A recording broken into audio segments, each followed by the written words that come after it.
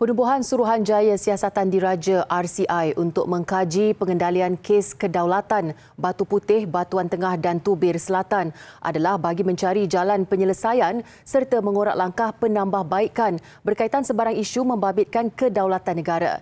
Dan ia bukan untuk mencari kesalahan mana-mana pihak. Menteri di Jabatan Perdana Menteri Undang-Undang dan Reformasi Institusi, Datuk Seri Azalina Othman Said berkata, rakyat Malaysia khususnya rakyat negeri Johor wajar diberi penjelasan mengenai sebab dan faktor sebenar yang mendorong keputusan untuk tidak meneruskan permohonan semakan dan permintaan tafsiran kes kedaulatan Batu Putih, Batuan Tengah dan Tubir Selatan di Mahkamah Keadilan Antarabangsa ICJ. Tambah beliau, perkara sedemikian tidak patut berulang lagi pada masa depan dan rakyat Malaysia berhak tahu perkara sebenar serta alasan di sebalik keputusan itu. Ini soal hak dan kedaulatan negara, di mana salah dan silap.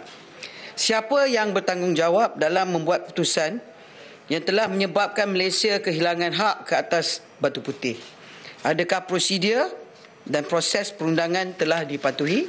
Beliau berkata demikian pada sesi penerangan menteri di Kamar Khas di bangunan Parlimen.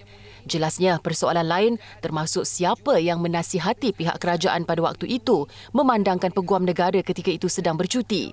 Datuk Seri Azalina turut mempersoal sama ada jemaah menteri dimaklumkan mengenai perkara itu dan keputusan jemaah menteri diperoleh serta sama ada kerajaan persekutuan ketika itu telah merundingi kerajaan negeri Johor dan Majlis Raja-Raja bagi mendapatkan persetujuan kerana ia adalah isu tanah serta hal ehwal wilayah sebagaimana termaktub di bawah Perlembagaan Persekutuan.